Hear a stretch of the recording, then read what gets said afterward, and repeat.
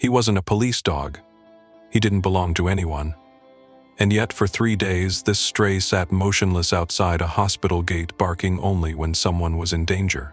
What he uncovered wasn't just a chemical leak. It was a buried secret, hidden for over a decade beneath the hospital floor, a forgotten child. An abandoned experiment, and one dog who remembered it all. Today, we invite you into a story of silent guardianship, buried truths, and the extraordinary bond between a boy and a dog that time tried to erase. Welcome to the story of Cain. Let us begin. Gray sheets of water fell across the sleepy town of Westbrook, soaking streets and smearing neon signs into blurs of color. The kind of rain that clung to your bones and made you walk a little faster, speak a little softer. At precisely 6:07 a.m., just before the ER shift change at Westbrook Memorial Hospital, a stray dog sat outside the ambulance entrance and refused to leave. He wasn't large, but he was sturdy. A mix, maybe part Labrador, part Shepherd, with golden brown fur matted from days without shelter. His eyes were what caught the staff's attention, amber and intelligent, the kind that didn't beg for food or attention, but for understanding. Nurse Elena Rao noticed him first. She was halfway through her overnight shift, her scrubs damp from a late-night emergency call. Elena was in her early 40s, sharp-eyed and kind-spoken, the type of nurse whose presence alone calmed most patients before she even reached their bedside. When she saw the dog for the third morning in a row, sitting at the same spot near the loading dock, unmoving in the downpour, something in her paused. She stepped outside with a towel and a leftover sandwich, expecting him to flinch or run. Instead, he looked up and met her gaze directly, not with fear but with something closer to pleading. "You lost, buddy?" she asked softly. The dog stood and took 2 steps forward, but instead of taking the sandwich, he turned his head toward the side of the building. Then he barked once. Not loud, not panicked, just precise. Elena followed his gaze. There was nothing but the hospital's oxygen tanks and waste disposal area, fenced off and soaked. She furrowed her brow. The dog barked again, a little sharper. Then he backed up and sat down, his tail brushing the wet concrete. Something in her chest pulled tight. Dr. Harris, head of night trauma, stepped out behind her. "You feeding strays now?" "I don't think he's here for food," Elena replied, never taking her eyes off the dog. Harris sighed. "Animal control's been called. They'll pick him up today. Probably someone's lost pet." But Elena wasn't so sure. By the time her shift ended at 8 a.m., the dog was still there now, lying flat on his belly, facing the same wall of the hospital, watching, waiting. Across town, the fire station received a strange call. 2 teenage hikers had wandered near the river trail behind Westbrook's Industrial Park and passed out suddenly. EMTs responded and reported nausea, dizziness, and nosebleeds. One of them, just 17, was having seizures by the time they reached the ER. Elena was there when they wheeled him in, panic rippling through the trauma unit. The teens had no drugs in their system, no known allergies, no reason for what was happening. And that's when the dog stood up. He barked again, this time more forcefully, and moved closer to the back gate. When a janitor opened it to dump a cart of linens, the dog slipped through, moving with urgency. Security called over the intercom. "Stray in the waste zone." Anyone recognize this mutt? Elena dropped her clipboard and ran. She didn't know why. Only that something in her gut said the dog wasn't lost. He was leading. And someone needed to follow. Elena crossed the rear courtyard of the hospital beneath a fine, persistent rain. Her canvas shoes slid slightly on the slick concrete, but she didn't slow down. She didn't call out to the dog because she didn't know what to call him. But when their eyes met through the wire fence, she felt something unmistakable. He wasn't waiting for anyone else. He was waiting for her. The back gate that led to the hospital's technical wing was usually locked, restricted to level 3 staff only. But today, the latch on the mesh door had been left ajar, likely forgotten by a janitor. The dog stood just inside, unmoving, glancing toward the far corner of the courtyard, and then back at her with ears alert as if urging her to hurry. Elena pushed the gate wider and stepped through. There was no rational reason for a nurse off shift to wander deep into hospital infrastructure, but something in her chest, tight and urgent, told her this wasn't about rules anymore. The dog walked ahead naturally, as though he belonged there, weaving between rust-streaked water pumps and corroded red pipelines, until he stopped before a circular steel hatch embedded in the concrete behind the lab building. He sat.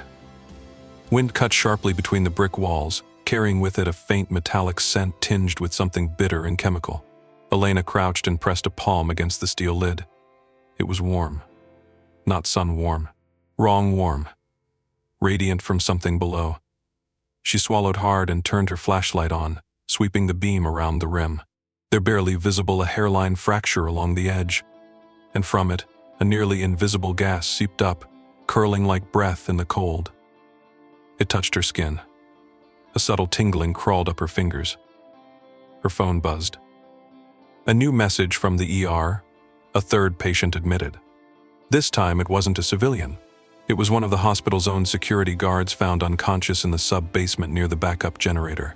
Same symptoms: elevated heart rate, disorientation, nausea. Elena's pulse quickened. She stepped back instinctively, but the dog rose to his feet and barked again. Not aggressive, not confused, purposeful. As if to say, here, right here. She snapped a few quick photos of the area, then turned and ran. She didn't know what she was chasing, but she knew what it wasn't. It wasn't random, and that dog somehow had known. A shrill alarm rang from deeper in the facility. Someone had triggered the internal emergency alarm in the diagnostics wing. Elena answered the call from the head doctor.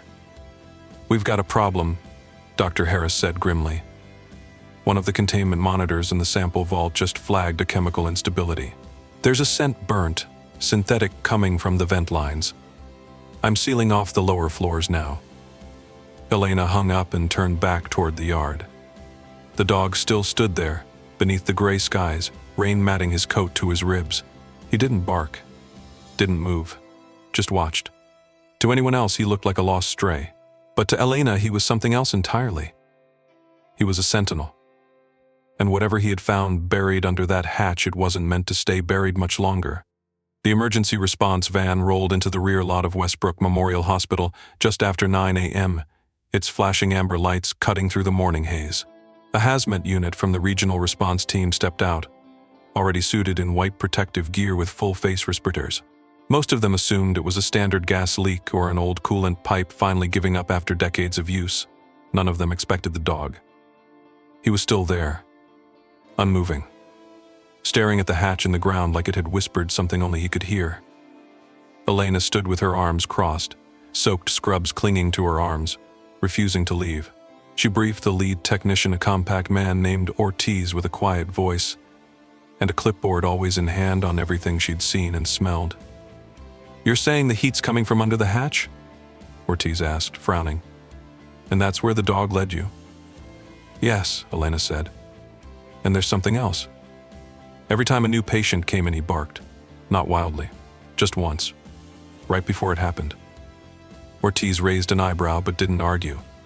He nodded to one of his techs and pointed to the hatch. "Let's open it." The team surrounded the steel lid with precision, setting up perimeter markers and extending atmospheric sensors.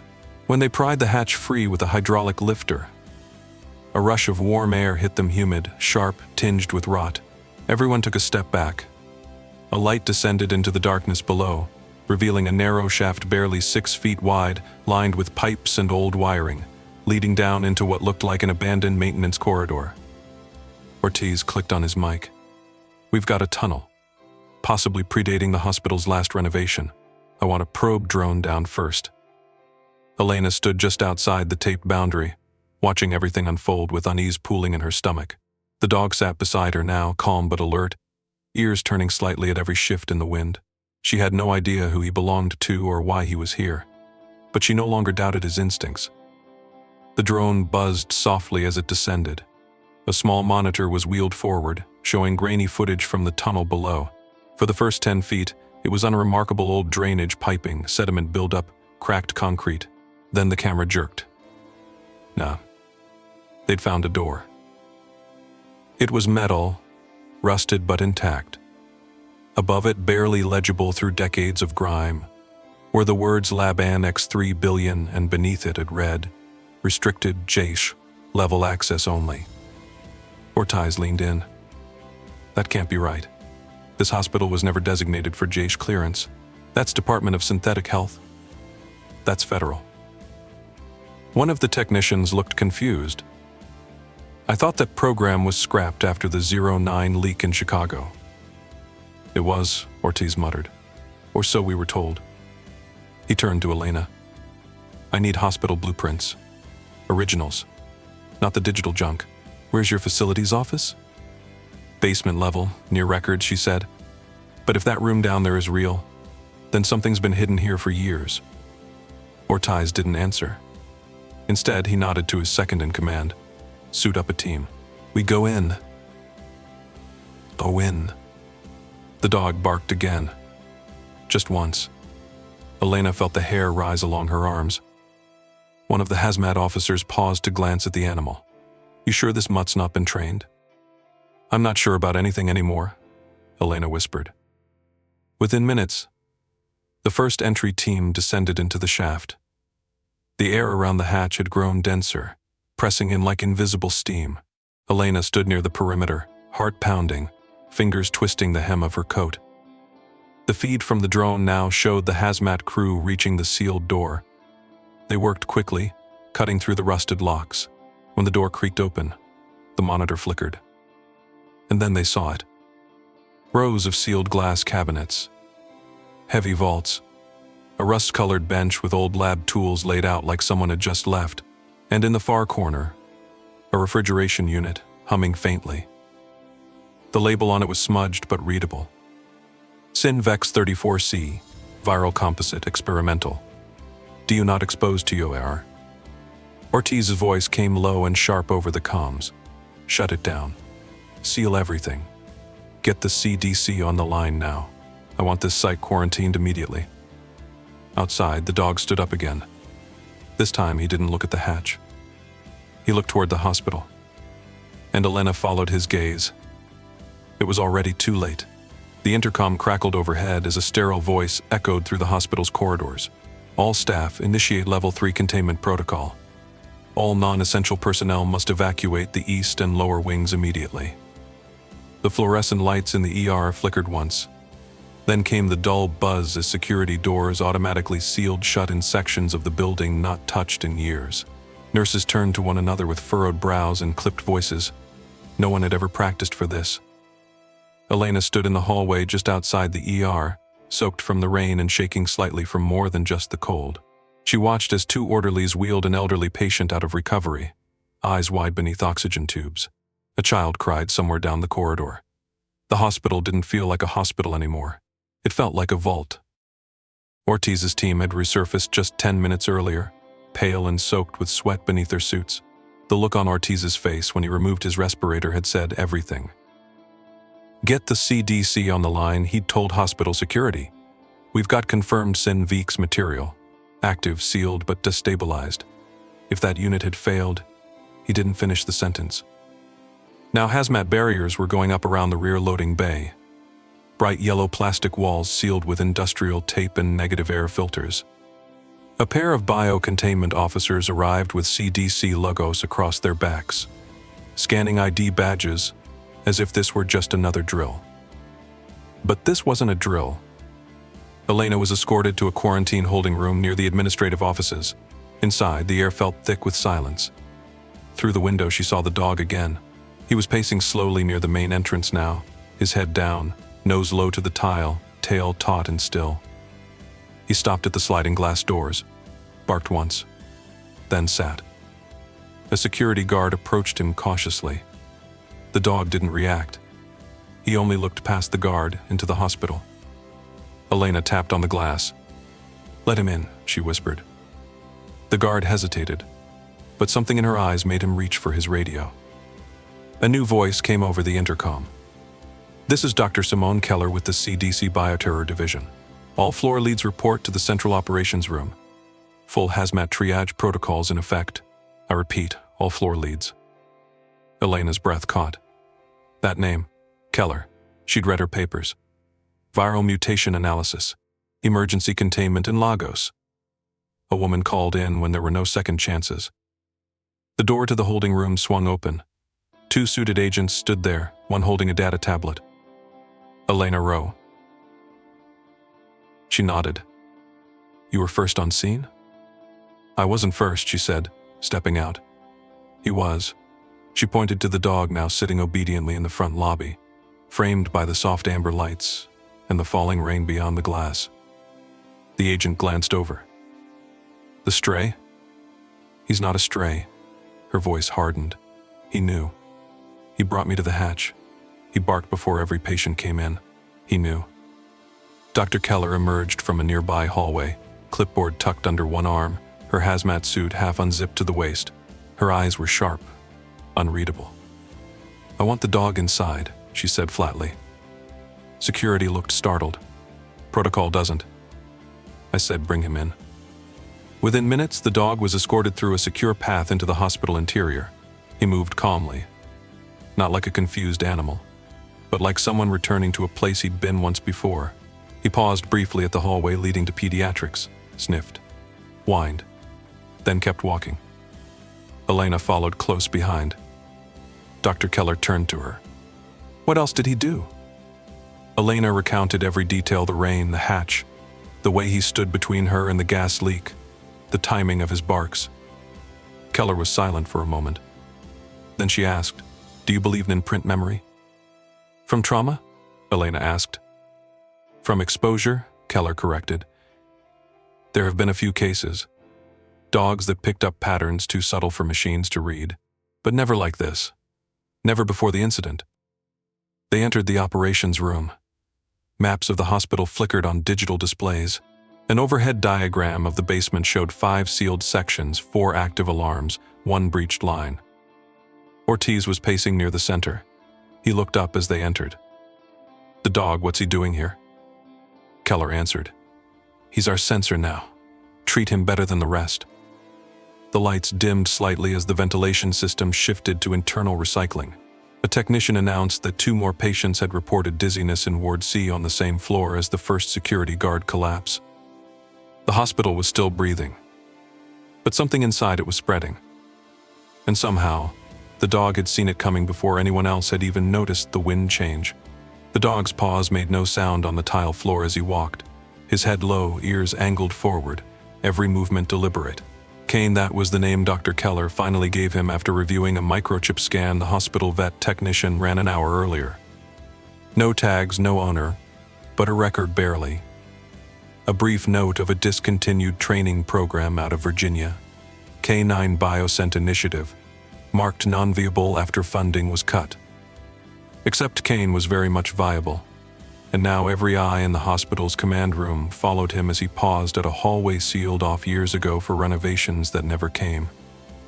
This wing hasn't been used since the oncology lab relocation, Ortiz said, adjusting the display on his tablet. No ventilation records. No atmospheric sensors. Kane barked once. The kind of bark that stopped conversation mid-sentence. Dr. Keller stepped forward, tugging her suit zipper up to her collarbone. Open it. A maintenance worker hesitated. These locks were deactivated after the asbestos sweep. The hallway's been shuttered for years. Then reactivate them, Keller said coldly. We're not leaving anything unsearched. Elena stood beside Kane, her breath shallow. Something about the hallway felt wrong. Not visually, not physically, just wrong. The air pressed differently there. Like walking into a room where someone had been screaming moments ago, but everything now was silent. With a hiss, the security door slid open. Dust plumed outward, thick with the stale smell of forgotten things. The hallway stretched long and narrow, the overhead bulbs dimmed by time and grime. Kane stepped in first. No hesitation. No fear. Elena followed. So did Keller, Ortiz, and 2 members of the response team armed with portable chemical sensors. The lights flickered once, twice, then steadied. The corridor turned left into a chamber marked by a single steel door labeled Sub-level Archive, access restricted. A key panel blinked dead. No one had clearance, but Kane didn't stop at the door. He turned to the wall opposite and pawed at it. 3 times. Deliberate. Focused. What's he doing? Ortiz asked. Trust him, Elena said. A technician ran a wall scan. Hidden behind the concrete was a false panel sealed decades ago. Manual breach, Keller ordered. It took minutes of careful drilling, all while sensors whined intermittently with chemical fluctuations. Finally, a section of the wall came loose. A hidden door. Not in any blueprint. Inside, darkness. Kane stepped in without command. Elena went after him. The room was larger than expected. A low hum filled the air, the same hum they'd heard from the vault in the underground tunnel. Along the far wall were rows of stacked cases, each labeled with alphanumeric codes and faded federal tags. In the center of the room stood a single metal pod. Not a box, not a crate, a containment unit. Keller inhaled slowly. That's not hospital-grade equipment. That's military. She stepped forward with a handheld scanner. The reading spiked. Synthetic compound. Unknown strain. Kane growled, not loudly, but deep and guttural. Then something clicked. Not inside the unit. In the room. A slow, mechanical hum rising from beneath the floor. Ortiz turned to the others, pale. We just triggered a pressure release. The temperature dropped by 3 degrees in under 15 seconds. Kane barked, then lunged. Not toward the pod, but toward Elena. He slammed into her side, pushing her behind a desk bolted to the wall. That's when the panel burst. A puff of silver mist shot from a hairline fracture in the unit's seal. The room screamed with the shriek of pressurized air releasing after decades of suppression. Keller shouted, masks on, but it was too late. The mist had touched skin. Elena pulled her collar over her face, heart pounding as the room swam with the chemical haze. Kane lay beside her, still and watchful, shielding her with his body. Outside the door, an alarm finally triggered. Level 4 contamination breach. What had been hidden was no longer contained. And Kane, the dog who wasn't supposed to exist, had just saved Elena's life. The alarm rang for 93 seconds before someone found the override. A harsh red light pulsed through the hallway outside the whisper corridor, washing everything in the hue of danger. Emergency shutters locked down all adjacent wings. Anyone not already sealed inside was evacuated 3 floors up. Inside the hidden chamber, the mist had already begun to settle, clinging to the floor like a breath that refused to leave. Kane didn't move. He stood firm beside Elena, his body pressed slightly against her leg, his head high, breath slow and measured. His fur was damp from the chemical burst, but his eyes, still amber and alive, never left the containment unit. Dr. Keller's voice came from behind her rebreather mask, low and clipped. We need to isolate this room now. No one leaves. Not yet. Ortiz was pale beneath his respirator. What was that compound?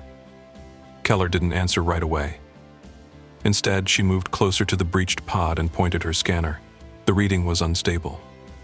The digital bar pulsed with inconsistent peaks.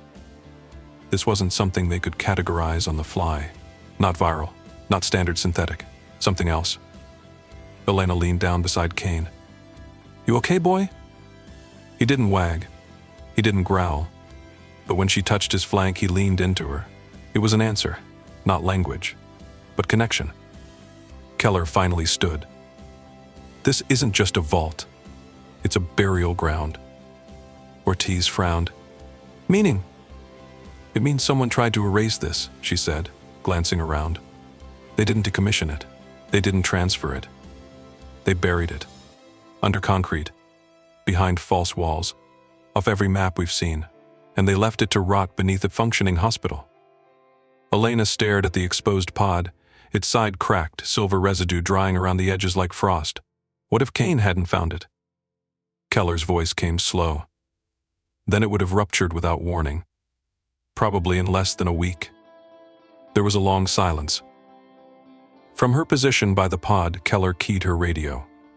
This is Dr. Simone Keller, CDC Field Lead at Westbrook Memorial. Confirm breach of classified synthetic material. Probable origin, discontinued Biotrix line, circa 2011. Request immediate secure transport and mobile decontamination unit. Priority 1. She turned to the room. Until they arrive, we don't move. Kane stepped forward again, sniffing near the floor where the mist had drifted. Then, softly, he whimpered. What is it? Elena asked. The dog turned slightly, nose angled to the opposite wall. There, partially hidden by old filing cabinets, was another door, smaller, rusted nearly shut. Keller moved fast, dragging the cabinet aside. She glanced at Ortiz. "Get me a portable camera. I want to see what's in there." A few minutes later, the drone feed blinked to life on Keller's tablet. The tiny camera slipped beneath the door's broken edge, revealing a narrow corridor. On either side were metal lockers, most dented and dust-covered. But in the center of the floor was a small figure, a child's doll, molded plastic limbs outstretched, one eye missing. The camera moved closer. Next to the doll was a notebook, water-damaged, pages curled. But across the cover, written in faded blue marker, was a name. Patient 0 Evan. Keller looked up. They tested this on children. Elena felt her stomach lurch. Here? In this hospital? Keller didn't answer. Kane backed away from the door. Not out of fear. Out of grief.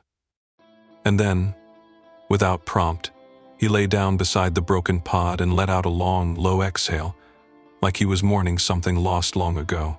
Not just danger, not just science gone wrong, but lives forgotten, pain silenced, voices erased by cement and bureaucracy. The room was quiet now. The kind of quiet that comes after truth arrives. Not with a scream, but with the weight of knowing. Kane had not moved for almost an hour. He lay quietly beside the fractured containment pod, his eyes half closed but alert, every breath slow and steady.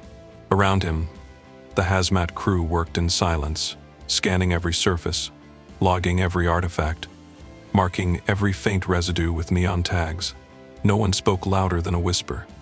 The room had taken on the weight of a tomb, and Kane, without ceremony or command, had become its guardian. Elena sat nearby, knees tucked to her chest, her scrubs still damp from earlier. A blanket had been offered, but she refused it. Her body wasn't cold. It was her thoughts. They moved like static through the fog of everything they had just uncovered. A buried lab, a child's notebook. A dog who shouldn't know what he knows, but somehow did. She stared at the notebook Keller had retrieved. It now rested inside a sealed plastic case. The name Evan was still visible, scrawled in uneven strokes. Keller's team hadn't dared open it yet, afraid the mold might spread something unknown. But Elena couldn't stop thinking about the child behind that name. Not just because of the notebook, but because of a drawing she remembered.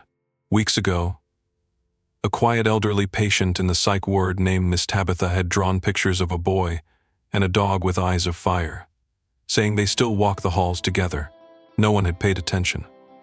Now Elena wondered if they should have. Ortiz entered the chamber again, this time holding a folder he hadn't expected to find. "I pulled this from the archive locker down the hall," he said. Handwritten logs dated 2011. They list patient trials. Names, initials, dosages. Look at this. He opened the folder to a list. Evan K., age 6. Trial number 7B. Response: low verbal, high sensory sync. Final status: unknown. Then, further down the list, Canis Trial 7B paired with Evan K. Status: terminated. Reassigned to field test. Elena's breath caught. Canis. Ortiz nodded slowly. Latin for dog, or in this case Kane. Keller stepped closer. Her eyes were unreadable. They paired them. A child and a dog, testing chemical exposure reactions through emotional bonding. "You're saying Kane was part of this experiment?" Elena asked. "He was the sensor," Keller replied. Evan was the subject. And then something went wrong. They tried to bury both. But Kane got out. Ortiz frowned. "This dog's been gone for over a decade. That's not possible." Elena stood. He found his way back. Not by chance. Not randomly. He came to this hospital. To this place. To finish something. Kane slowly raised his head, as if responding to his name without it being said. At that moment, one of the CDC agents called out from the hallway. "We've got something in room 3. You need to see this." They followed him into a smaller adjoining space. It looked like an old observation room. Mirrored glass, long, shattered wires exposed from defunct monitors. But along the back wall, etched into the concrete by small, unsteady hands, were dozens of names. Childish, scrawled, almost erased by time. Evan, Mira, Jude, Leah, Kane. Elena stepped forward, tracing one name with her fingers. They left a record. They didn't want to be forgotten. Keller remained silent. She was staring at something else. A panel in the far corner had come loose, revealing a hidden compartment. Inside, wrapped in torn canvas, were tapes. Old Vosh cassettes, numbered and labeled. Trial footage. Subjects 3 through 9. Keller's jaw tightened. We're not in a hospital anymore. This was a site. A black site. Kane walked into the room behind them, silent as always, and stopped in front of the names on the wall. He sat down slowly, eyes fixed on one in particular. Evan. Then he let out a low moan whimper. Not pain. Recognition. Elena crouched beside him and rested a hand on his back. You remember him, don't you? Kane didn't move, but his tail thumped once. Slow. Certain.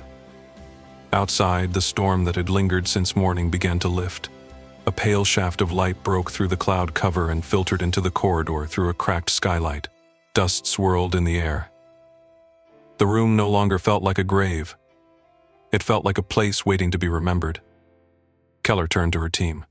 We preserve everything. No incinerations. No redactions. These were children. And this dog. She looked down at Kane. He's not just a survivor. He's a witness. And in that moment, Elena knew what had to come next. They weren't just closing off a chamber. They were opening something far more important. A truth long silenced. And a promise that silence would never be allowed to win again. The ceremony was not announced in the press. There were no microphones or television cameras, no speeches drafted for public consumption. Just a long oak bench brought into the center courtyard of Westbrook Memorial Hospital, beneath a sprawling tree that had grown there quietly since the foundation was first laid. The branches stretched wide and generous, casting patterned shadows across the grass as the late afternoon sun turned golden behind the rooftops. It had been 3 days since the discovery of the Requiem room. In that time, the tapes had been transferred to federal custody, the sealed corridor permanently locked, and the names of the children etched into a polished steel plaque. It now stood at the base of the tree, unassuming but firm, held in place by the same stone that had once weighed down Evan's forgotten notebook. Kane sat quietly beside the plaque, his eyes half-lidded as if meditating, not sleeping. His fur had been washed, the grime of the chamber scrubbed gently away by hospital volunteers who spoke to him in soft tones as they worked. He let them. Not because he needed their comfort, but because he understood they needed to give it. Elena stood with her arms folded, watching from a distance as staff and patients gathered in a slow circle around the tree. Children from the pediatric ward held paper lanterns in both hands, each one glowing faintly with battery-powered light. A nurse handed Elena a folded note, scribbled in the shaky handwriting of a boy who refused to speak. Milo. Age 7. The only surviving record of his file was a single immunization chart partially burned, unearthed from a storage box beneath the sealed archive. But his name had matched one on the wall. He had been there. Somehow he had survived and had been adopted out under false records before the collapse of the program. Now he stood near the tree, not crying, not smiling, just watching Kane. At his feet rested a toy, a stuffed dinosaur faded from time. Kane's eyes flicked toward it once and remained fixed. Dr. Keller stood opposite Elena, arms crossed, her CDC badge clipped to her coat. She didn't speak. She hadn't said much since the last analysis report confirmed the presence of experimental neural response agents in the pod. Some had degraded. Others had not. They would study it for years. But for now, the study was over. Kane rose to his feet as Milo stepped forward. The boy walked carefully, still unsure of the space around him, and placed the lantern he held at the base of the plaque. He knelt, brushing his fingers along Kane's fur, and whispered something no one could hear. Kane leaned into the touch. Elena felt her throat tighten. She knelt beside them and placed a second lantern next to the first. Then she reached into her coat pocket and pulled out the crumpled drawing Milo had given her earlier that morning. 3 figures. A boy, a woman, and a dog beneath a tree with golden light. Above them, the word safe. She pressed it gently against the plaque, tucked under a corner of stone. One by one, the hospital staff followed. Some placed lanterns, some flowers, some stood in silence. No one spoke, no one had to. The wind moved gently through the courtyard. Kane turned once, looking back toward the hospital as if confirming that the danger had passed.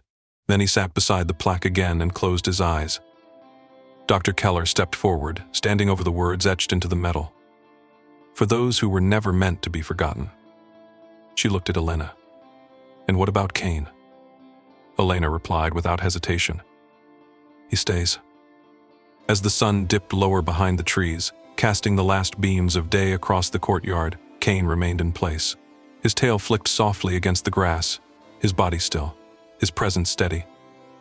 A dog who had remembered what the world had tried to forget. And in his silence, they all found something they had lost. Not just justice, but light. Thank you for staying with us until the very end of this story. In a world where silence often hides the deepest truths, sometimes it takes a quiet dog to remind us what matters most. If this story touched your heart, we invite you to subscribe to our channel for more true stories of courage, healing, and the remarkable bond between humans and animals. This is where forgotten voices are remembered. This is where light returns. Subscribe and join us for the next story that deserves to be heard.